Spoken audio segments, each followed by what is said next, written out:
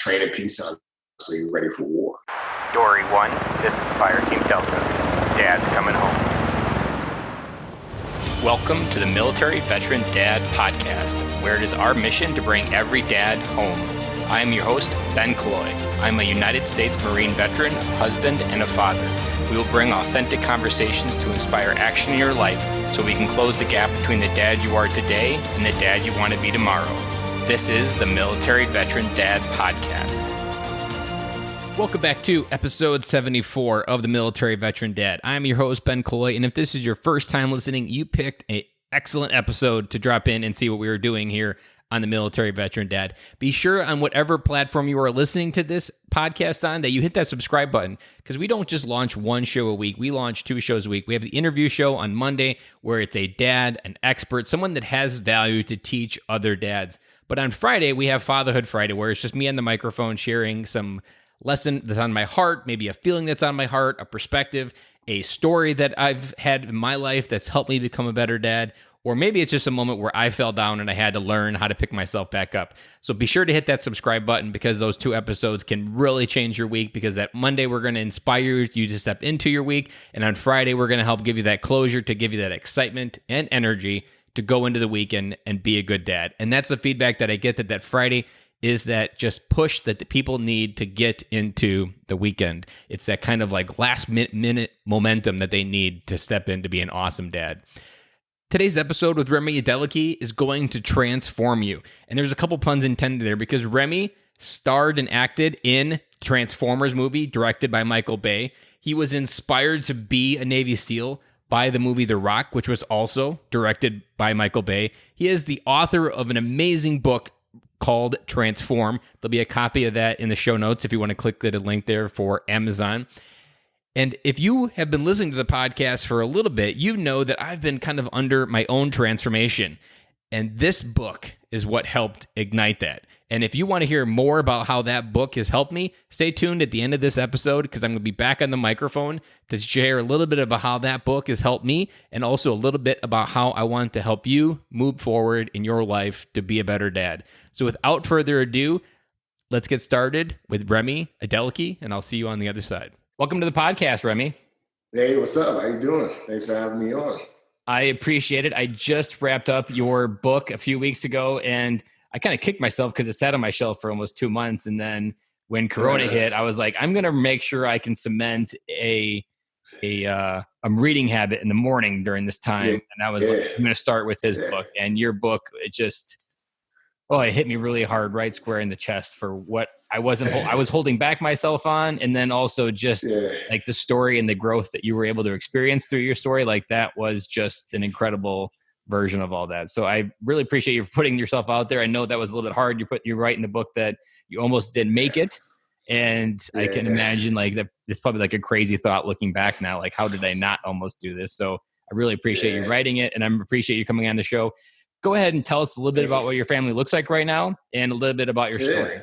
Yeah. So my family right now is, I'm married, been married for going on 9 years. I got 3 sons. Caden, Caleb, and Carter. My oldest is 6. My middle is going to be 5 in June, and then my youngest is a year old.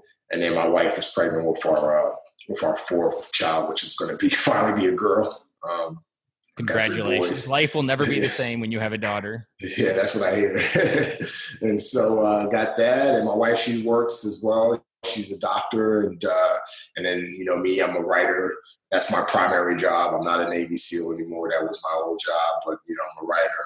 I'm a speaker, and I do corporate and consulting as well as athletic consulting. But I'm a filmmaker as well. So most of the majority of the projects that I work on now have to do in the film and TV space, as either consulting on a project to bring that authenticity to it. Acting, acting in Transformers, acting in film on Netflix called 6 Underground, or now writing films and TV shows. I just got hired this week to adapt a book into a limited series. So, I would consider myself, as a writer, filmmaker. So that's what I'm at today. When's your daughter going to be born? October. October? Yeah. It's gonna be a crazy world for it. I can imagine after reading your book, like it'll be a surreal moment when you hold your daughter in your hands because of Yeah. the impact that women had in your life Oh, and absolutely. your ability to shepherd your daughter through her life. It's a Yeah. surreal feeling when you recognize the power of what you have. Like I just saw a meme the other day, like to a son, you want to be their first hero, and to a daughter, you want to be their first love. Yeah. Amen. And that's a good one right there. I agree. Do you have any girls? How many girls do you have? I have two girls. I have she's 8 years old and 3, and then I have Yeah. a son right in the middle. Oh, nice. So He's you got a already know good boy. the deal. Oh yeah, I already know the Yeah. deal, the wild string of Yeah. emotions, and Yeah. I was also the middle child, so I had an older sister, a Yeah. younger sister, so I know how to empathize with my son who doesn't have a Yeah. big brother, but he's got friends in the neighborhood he's been playing with. But yeah, life as a dad is something that, like, I'm sure is your story. Like the last thing that was on your mind probably was being a father. Like you don't actually talk about it that much until towards the end of like idea of starting a family wasn't even like a checkbox for you that you were worried about filling it, right? Yeah, it was never a thought to me. It was never one of those things where I was like, um, and it wasn't because I didn't think I could have a family. I would say it was more so because I was just so busy with my career in the military, and my story. So going through all the things that I went through to eventually become a SEAL. That was like at the forefront. And then after I became a SEAL, the most important thing to me were the guys around me and getting the job done. And so, it wasn't until towards the end of my career, when my first son was born, that, I was just like, oh, wow, I'm having a family. This is real. This is actually happening.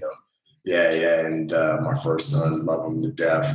He made father, and then my second son came along, and that's when I was just like, you know what, I got a family now. I got responsibilities. I'd rather be home with my kids more than be away. So that's when I got out. And it wasn't something I realized when I first started this podcast for military dads, but I learned it through that the one word that really we don't use enough in the military is legacy. And we often think that the military service is our legacy, but our family is our legacy. And we get that backwards. And even if we get out, we often don't switch that. Like, especially if you lost a friend, like common thing that people run into in the dad world, the military, is they lose a friend and all they can think about is, why did I survive and he died? But and they forget the family that they still have, and that like your family continues to still need you despite that sadness that entered your life. And that legacy is so powerful when you recognize that, like, this is my next mission. No, absolutely, 100%. At the end of the day, for me, just because, for myself, I did 13 and a half years in the military. And I'm 30, I'm going to be 38 this year. So you want to do the math, the majority of my life has been outside of the military. So, it's not what defines me. It's not who I am anymore. I was a veteran. I am a veteran, and I was in the military. But my legacy, you're right, is my kids.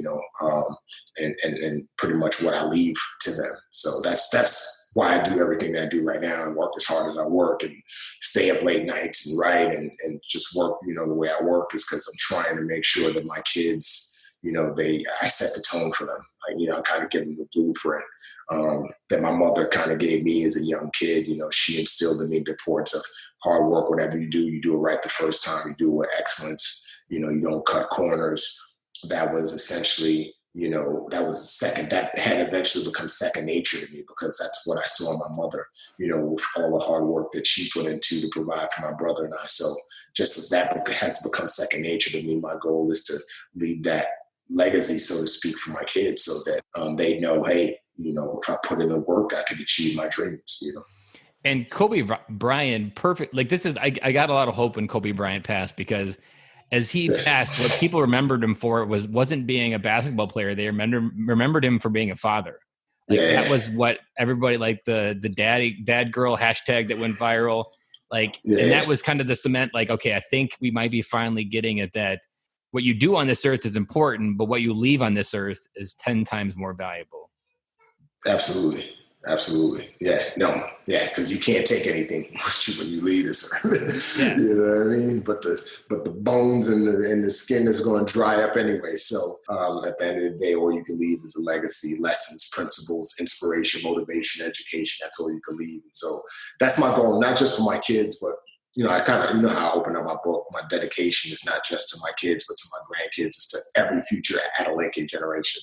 Yeah. I want to leave lessons for them. But then the book is not just published and shared with just the Adeleke family. You can have experiences shared with the world. So, I wanted to be able to leave lessons for whoever would be willing to pick up the book and read it. And, I wanted them to be able to say, you know what, this guy changed dramatically. I can change dramatically. I don't have to allow my current situation to dictate the rest of my life.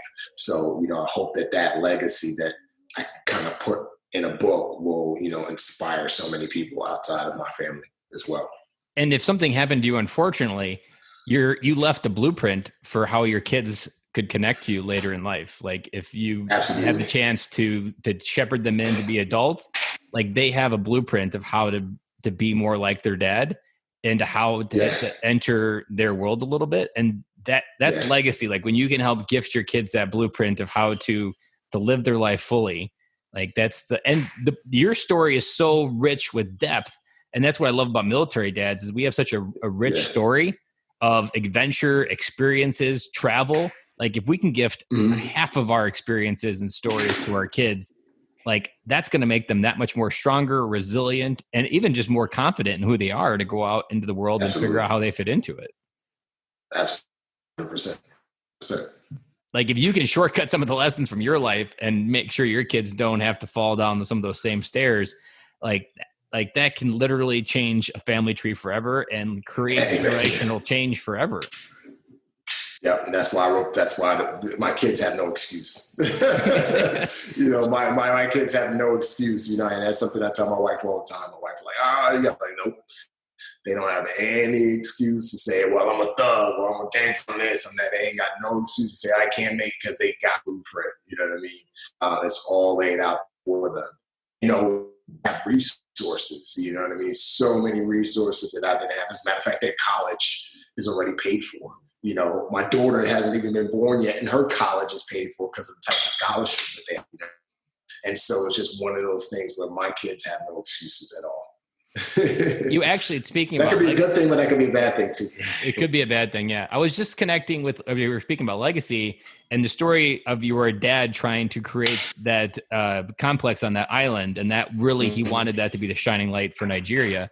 And it's kind of interesting through his passing and your life, you're actually creating a stronger global legacy that Adeleke is known for something globally bigger than one building in Nigeria. Absolutely. And the whole idea of what you can do now is even 10 times more bigger than what he ever imagined. Yeah. And that's like, you don't know it when it's all happening, but as you look back, like your legacy is 10 times stronger than what he was trying to achieve in Nigeria. No, I agree 100%. It's funny, I was thinking about that as I was getting towards the end of the book, because it was like my dad, and just to kind of clarify, it wasn't a building, it was an island. My dad was building an island, and buildings were going to go on. Yeah. And that island still exists to this day, Banana Island. But as I was getting to the end of the book, one thing that really, I mentioned this in the book too, in the last chapter when I tell a story when I'm on a plane flying to Nigeria. The guy who I sat next to, he didn't know who my dad was. And I was just like, wow, this is crazy. Like my dad, he accomplished this great feat in the world by creating one of the first man-made islands in the world, but nobody knows his name. You know what I mean? But here I am, his son, and I'm writing this story in this book, which is going to probably go all over the world. And now because of this book and my story and what I've done and the fact that I never gave up, because if I gave up at any point in my life, I want to have gotten to the point to have a book. I want to be where I'm at today. But because of this book and my life, now the world will now know my dad's name and know what he did. So you're 100% right. I've been able to kind of redeem my father's past in a sense, and kind of do what he set out to do. He set out to essentially, create something that would change the narrative as it related to not just Nigerians, but Africans in general. And I think that the position that I've been in, especially in the last few years, has given me that opportunity to change that narrative and show people all over the world that Nigerians and Africans aren't a bunch of uneducated wild bush people, but we're highly intelligent people with skill sets to create and do amazing things in this world.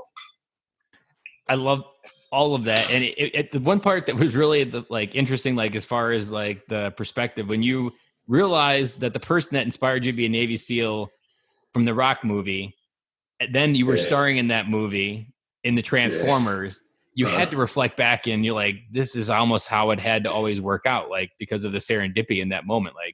You weren't actively looking to star in those movies. You weren't looking to find that path.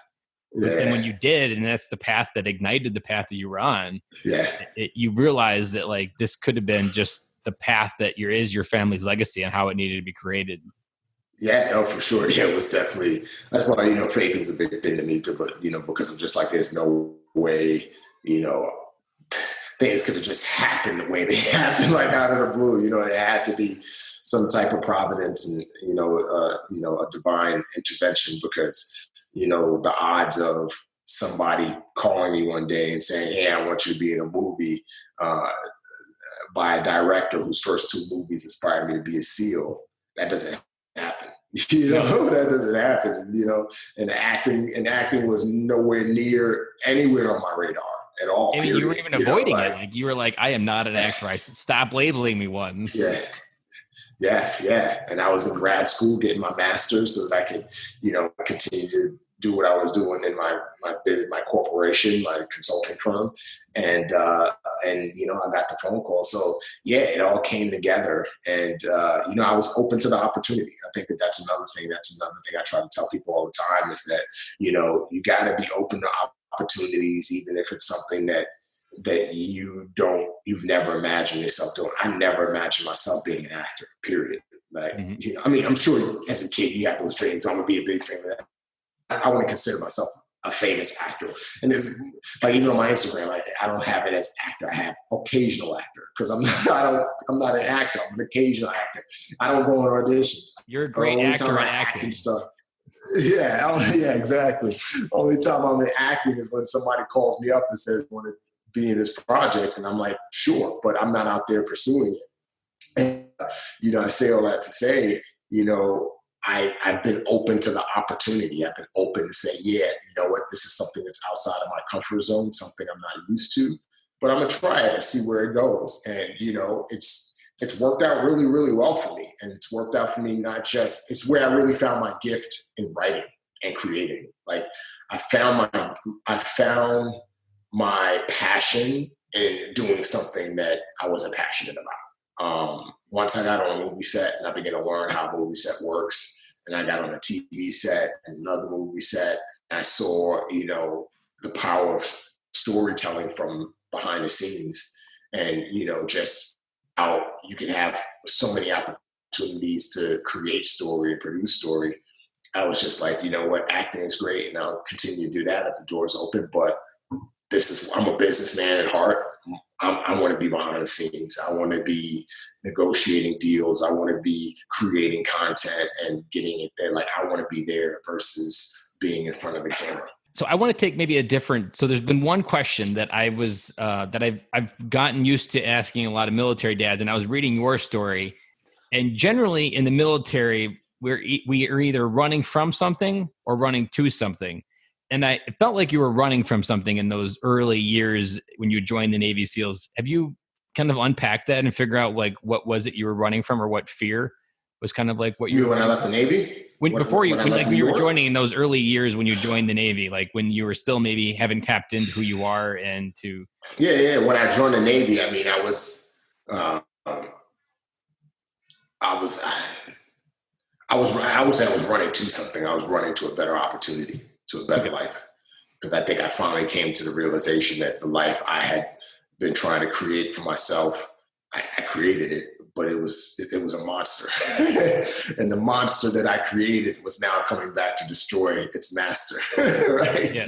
And so I created this monster, and it almost destroyed me.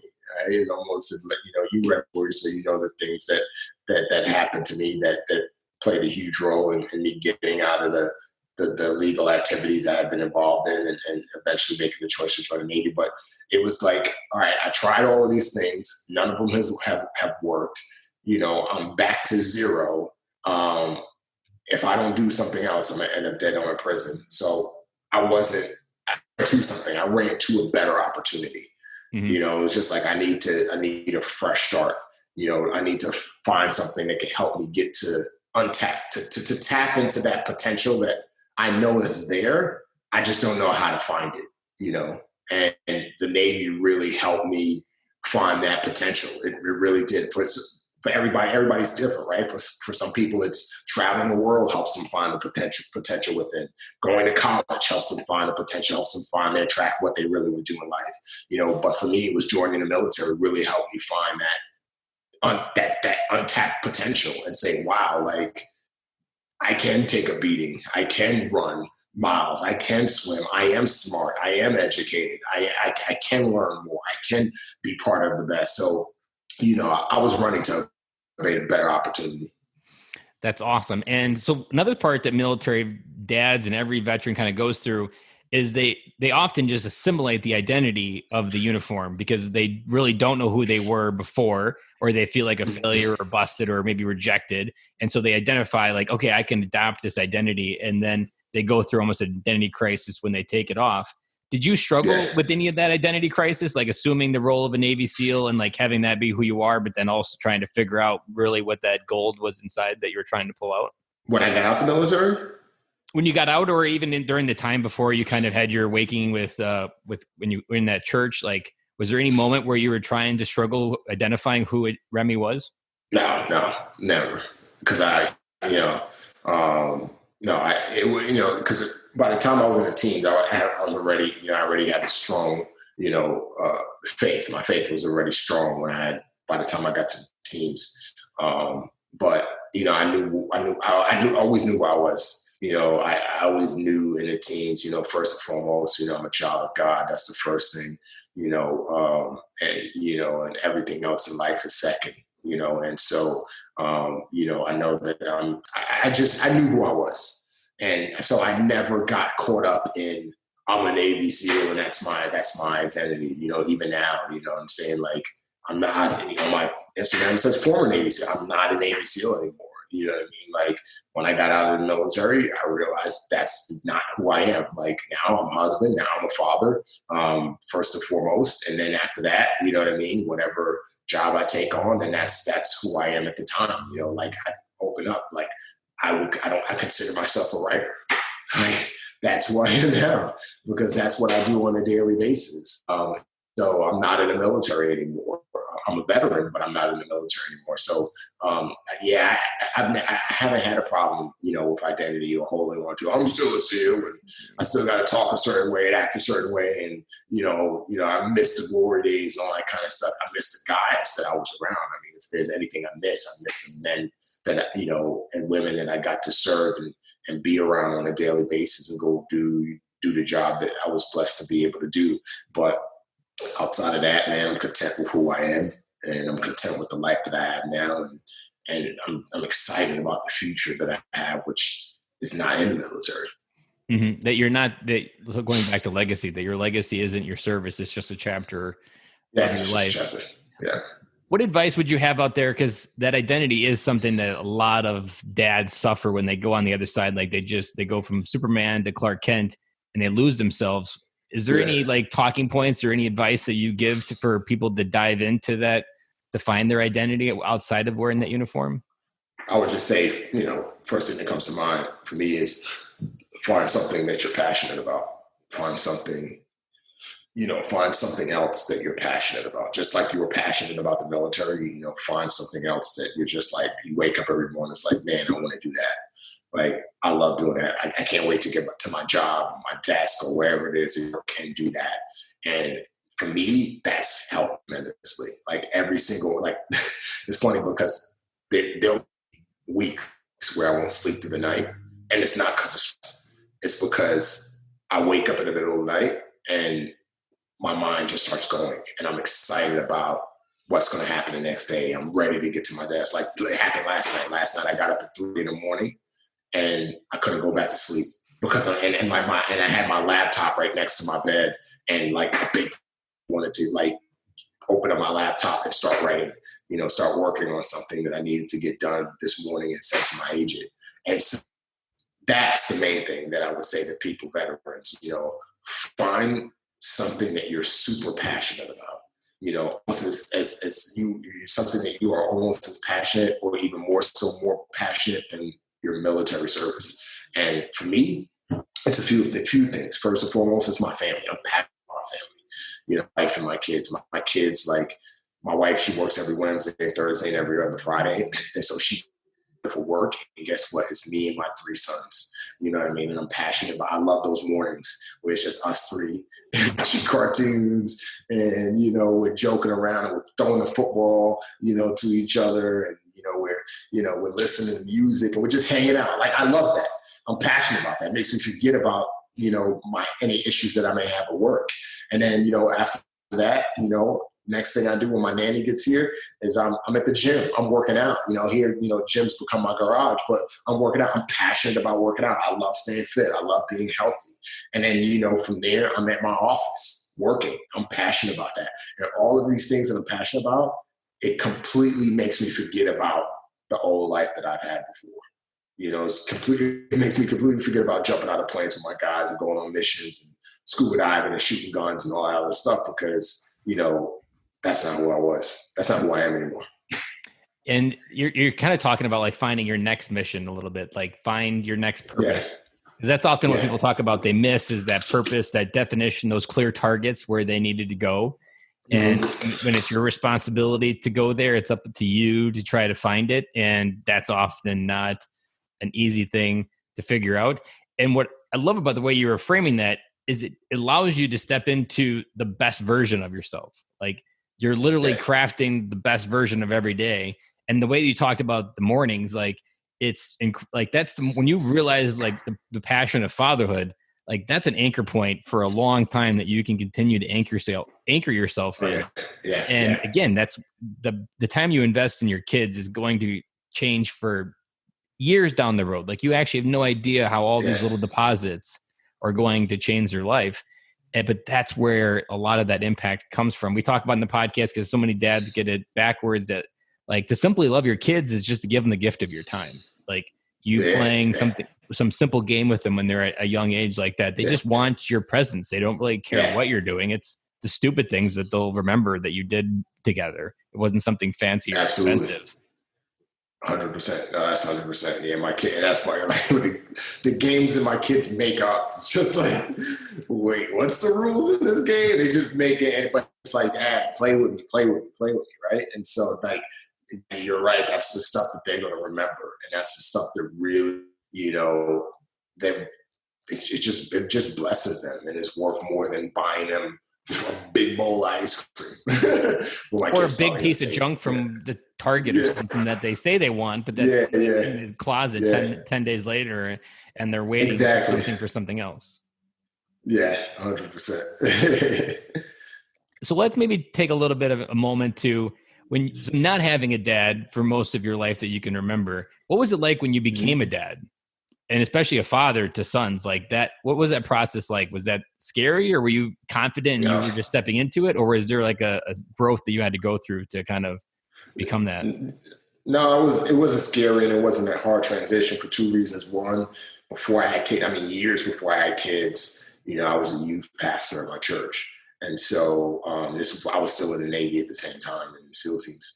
And so there were a bunch of kids who became like my kids. And a lot of them didn't have dads because the church was in the inner city, in the African-American inner city area. And a lot of the kids didn't have dads.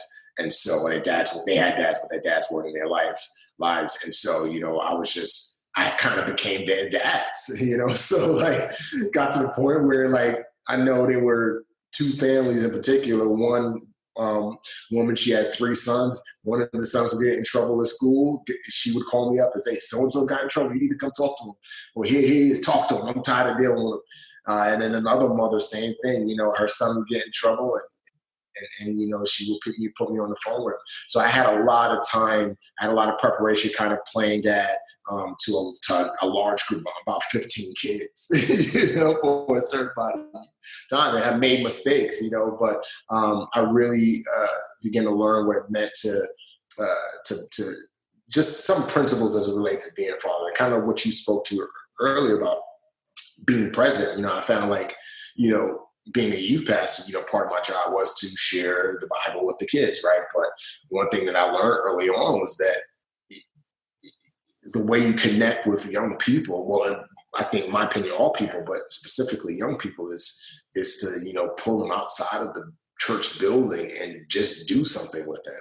Mm-hmm. And I would pull these kids out of the inner city, and we would go to like upscale restaurants that they would never be able to afford to go. Their parents could never afford to take them to. I'd be like, hey, here's a restaurant. Here's a fork that you eat your salad with. Here's a fork that you eat your meal with. And they would just be amazed. I would take them to the movie theaters. I would take them to Dave and Buster's. And these kids were they felt like, man, like this dude cares about me. Like he's spending time with me outside of the church.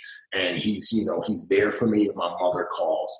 And that meant so much to those kids. So I say that to say, that helped me a lot. So when I became a father, I kind of had some principles. And then another thing that helped me tremendously was, just being a SEAL. Being a SEAL, you're trained. You have to learn how to adapt really, really fast. And that's something that, they kind of beat into you in buds, SEAL training, where, if you can't adapt to a new evolution, if you can't adapt to a standard or, a wave smashing in your face right away, you're not going to make it through this program. And so, that's the thing about the SEAL. And the cool thing about the SEAL teams, over the course of since the SEAL teams were created in 1962, we've always been able to adapt. When Vietnam, when SEALs were created out of UDT, so the UDT were the original SEALs, so, when John JFK was like, hey, we need a unit that can go to Vietnam and conduct guerrilla warfare and go behind enemy lines and get after it.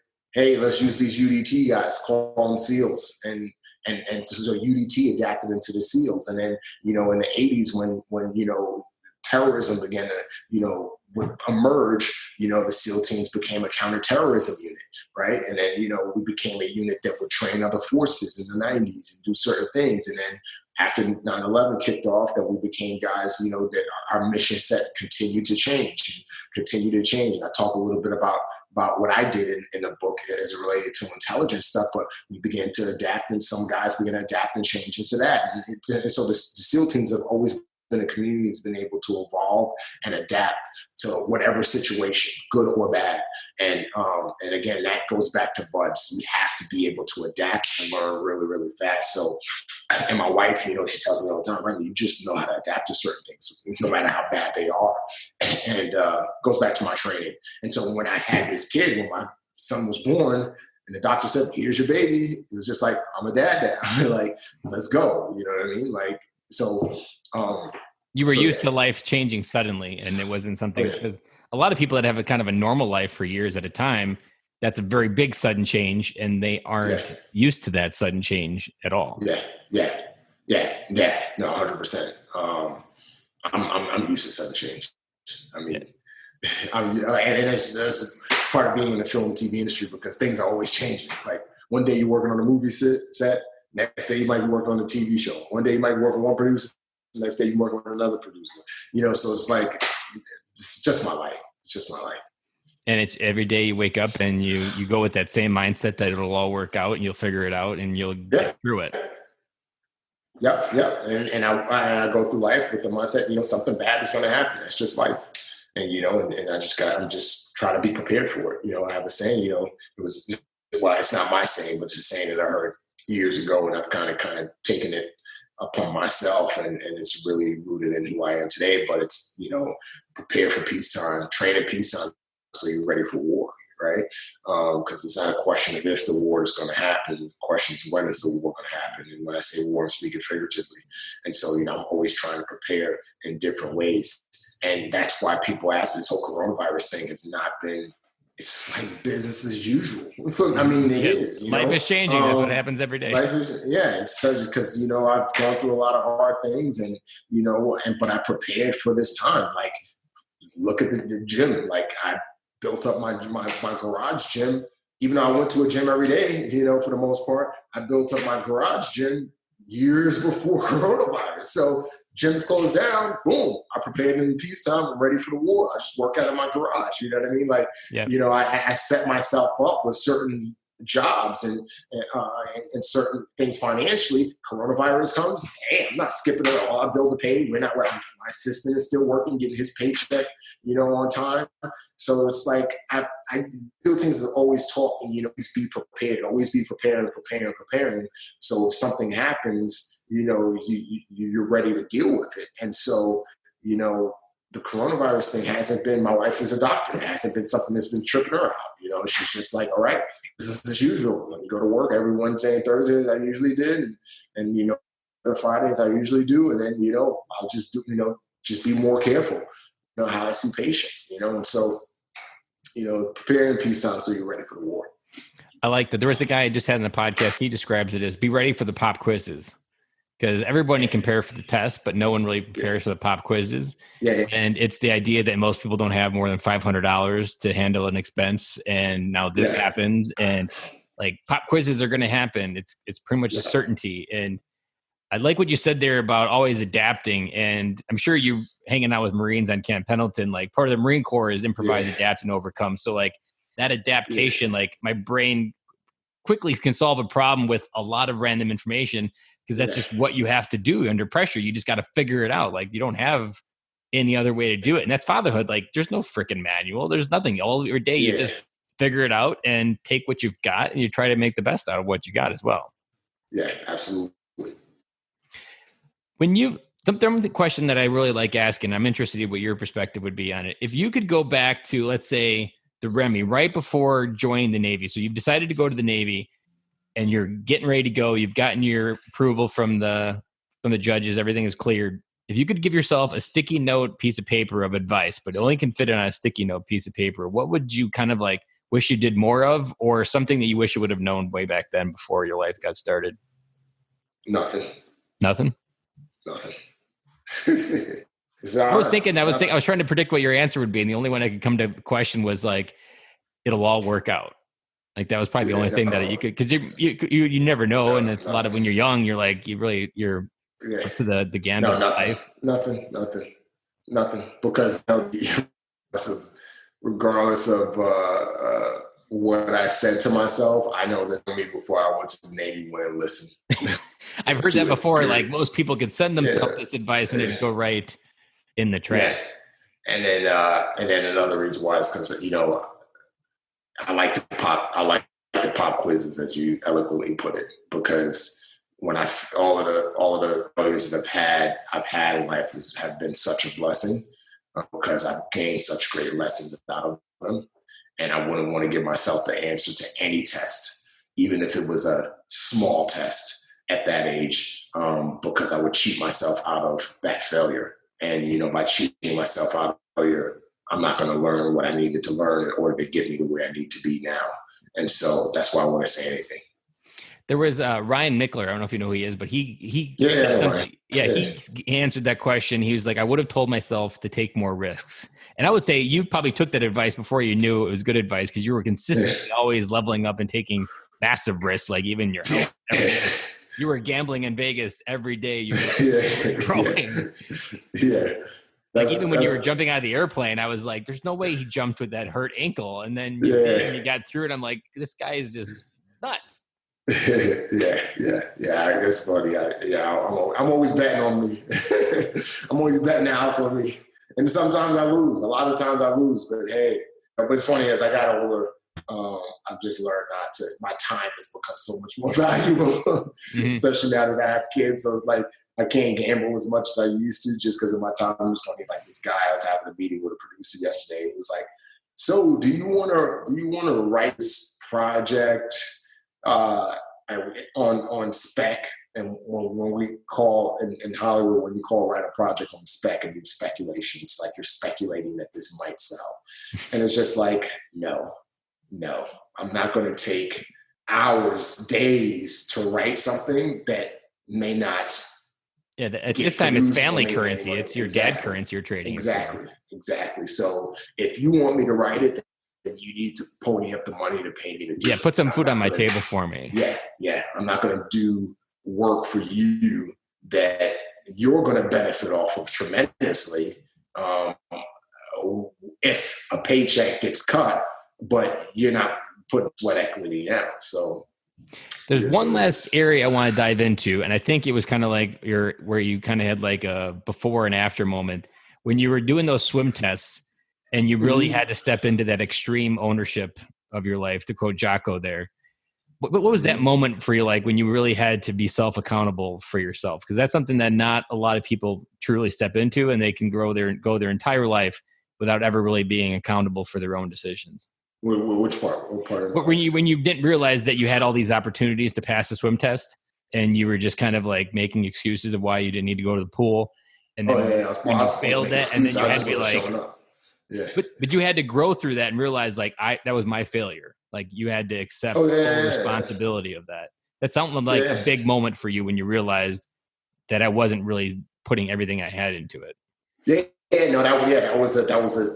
was right before I got kicked out of SEAL training the first time. The only time I only got kicked out of training once. but like after I got kicked out of training, that's when I really looked back on my life and I did the self-examination and realized that the reason why I got kicked out it wasn't anybody's fault, but it was my fault. And that's the first step to getting over a failure and learning your lesson from the failure. And that first step is admitting that it's nobody's fault but yours. Taking responsibility. And once you take responsibility for that failure, then you can, honestly move forward and begin to learn. And so, that was the first, and that was key. That was huge for me, because once I took responsibility, then I realized, okay, it's my fault. Okay, now I know that it's my fault. How do I fix this fault so I don't make that mistake again?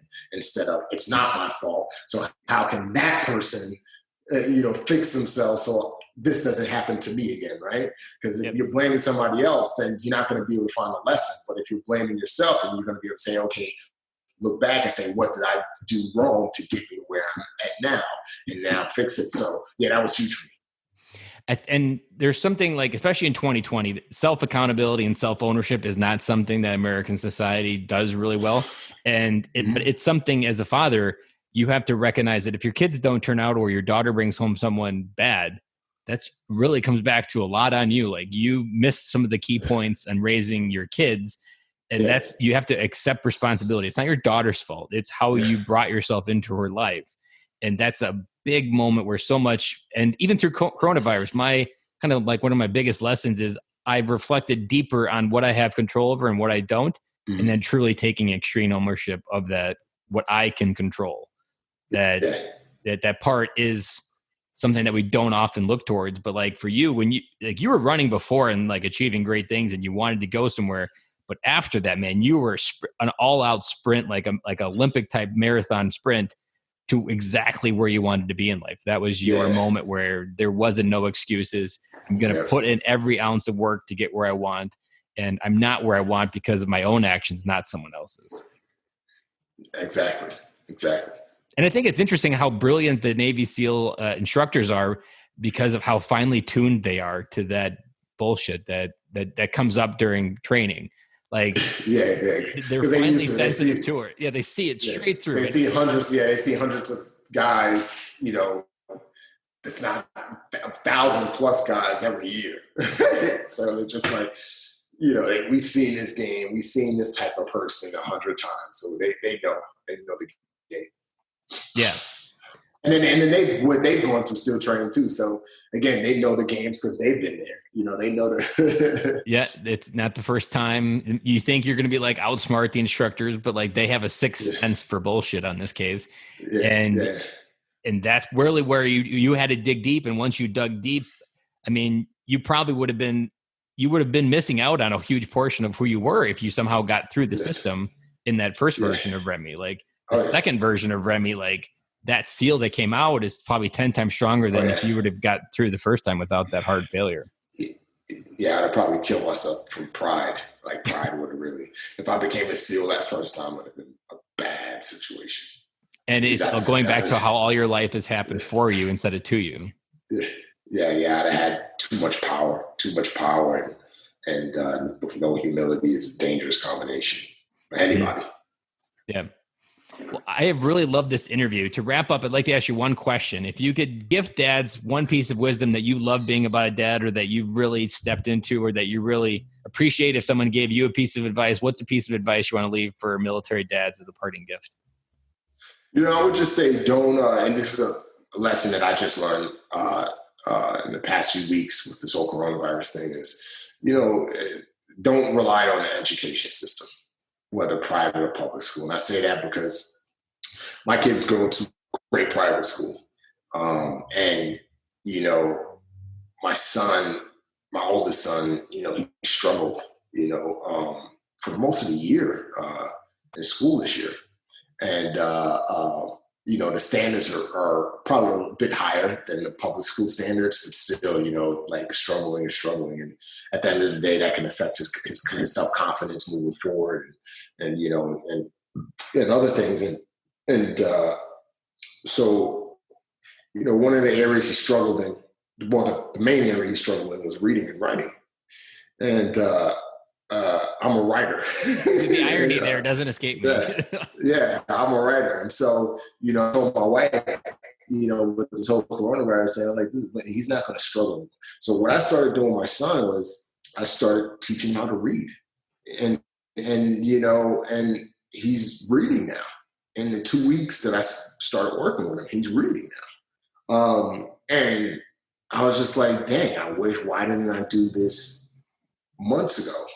Why didn't I do this? And I know why I didn't, because I was just like, oh, I'm paying for this private school. He's going to private school. He'll get it there. But the thing about private school or public school, you'll have at the most 2 teachers in the classroom and minimum maybe 15 students, or 15 students, and then it goes up from there.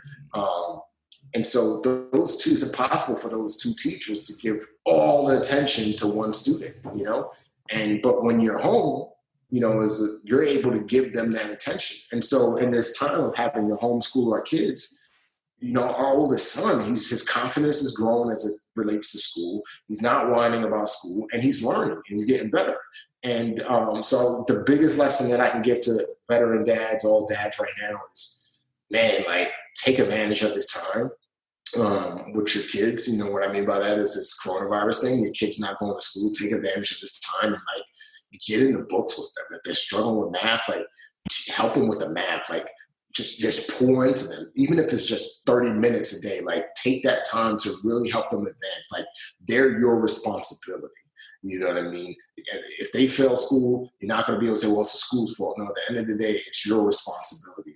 Mold them into the people that you want them to be. And, again, that was my fault. I wasn't doing that. I was relying on the school system, and I will never do that again for the rest of all our kids. I will be with them. Hey, you got your school done? Let's do something extra. What are you struggling with? Let's work on that so that you can get better. And, man, if I started doing what I have been doing in the last 2 weeks as it relates to reading, with my son, when he first started the school year, he would be way ahead, right? So that's the thing. Be more involved in education. Do you feel like homeschooling is now getting closer to your heart, of completely taking ownership? Yeah, me and my wife talked about it. Yeah, me and my wife talked about that, and I was just like, I can't see sending my kids back to school. I just can't, because with everybody learns differently, but I'm starting to see that my son, he thrives when somebody's there, when he has that one-on-one. And I'm me and my wife were talking, I don't even want to send him back to private school. I'd rather be able to, buy a curriculum and, we work out the times. Maybe we hire a teacher to take over, 2 days of the week or 3 days of the week to give us a break. But I think that the way to go is to homeschool. And you've definitely engineered your life in a way that you can have time, location, and family freedom and money freedom to really you don't have to be where you're at in your home to do your work, and you can teach your kids anywhere in the country. You can literally And I've always liked the idea that homeschooling is less about maybe the curriculum, but it's more about like letting learning happen by going to a museum or going outside and looking at ants, or like letting their curiosity be the guidance for where they learn or what they find. And I've been hanging out with a lot of homeschooling networks as the world changes now. And a lot of them have like, the kids will eventually figure out and get ready. They'll want to read when they're ready. And you just kind of coach them through their curiosity. And if they like doing something, then you make sure they have a chance to do that thing and figure out who they are. And like that part is something that is really interesting to me because it's something that I desire. And you've already kind of got your life that way where you could kind of create that life where it's not so much about like the curriculum. It's more about like, how do we engineer our life to make sure that our life is the lessons in itself? Yeah. And I could definitely see, I don't know if you got it in your heart, but I could definitely see you writing a children's book very similar to what Jocko did. Because I was to my daughter and she loved those books. And your story, or even like taking the lesson with your son and the reading and how a Navy SEAL helped his son learn how to read. Like that is like your ability to create a story around that and use it as some type of lesson to help kids get through those early years like Jocko did. That would be an amazing book. I don't know if that's ever been on your heart, but no, I thought about doing a children's book. I just haven't really focused in on the topic. But that's a good one. That's a good place to start. The R&D lab is happening right behind you as you homeschool. There you go. That's true. Yeah, you've got the living laboratory to try to figure out what the right recipe for that book might be. Absolutely. I just got to get a great illustrator to illustrate the cards. Yeah. Well, I really appreciated this interview, Remi, and I still kind of feel like a little kid in a candy store because I'm just reading your book and getting this interview and being able to ask your questions is just a crazy moment. And I know you're just a regular guy, and that's what you realize when you talk to dads. It's just we're all dads, we're all figuring it out, and we have that common thread.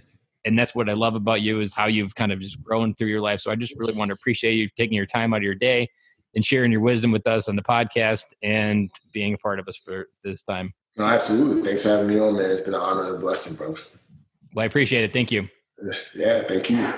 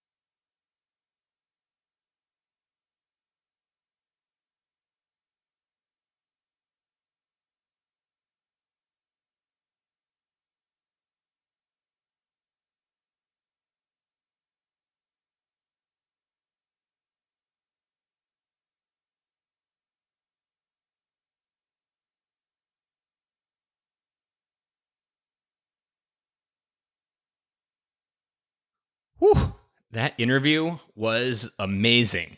Getting ready to get this episode out to you guys, I was just reminded of the pure gold that Remi gave us. And I hope that you got a lot out of that episode because that episode literally changed my life and his book changed my life. I read that just a few weeks prior to coronavirus hitting, and that book really enabled me to understand that transformation begins with yourself. Transformation begins with extreme accountability, to quote Jocko, and that extreme accountability can really move your life forward. And that transformation, that objective has really inspired me to start 75 Hard. And at the time of this recording, today is day 54. And I'm excited on my way to day 75, where I get to step into a version of myself that I've never really met before, because that extreme amount of accountability has not been with me in a long time, not since the Marine Corps days. And I would say at this point, I am operating at a level higher than I was in the Marine Corps. So that just excites me. But that book, Transformed, really gave me the courage that anything I want in my life is possible. I just need to take the steps to get it, and that can happen. Some of the things I want to make sure that you got out of that episode is putting in the work to achieve your dreams. That was something that Remi talked about a lot. Talk about being open to new opportunities. Don't get so stuck on the path that you're on. That was so important that Remi pointed out there. Finding your identity after serving. It's something that a lot of veterans face. And if you want to have a conversation about having that issue, or if you're feeling that way, or if you're getting ready to transition, go ahead and reach out to me, because I would love to have a conversation. That's something I love helping reflect back that value. Go to militaryveterandad.com/call, and you can go ahead and schedule a quick call with me. And I'd love to get to know you, what kind of problems you're facing, and how we can help transform your life on the other side of transition. Being able to adapt and learn quickly, that was something I really took away from Remi, is he has been training his entire life for adapting and overcoming the obstacles that he has in his life.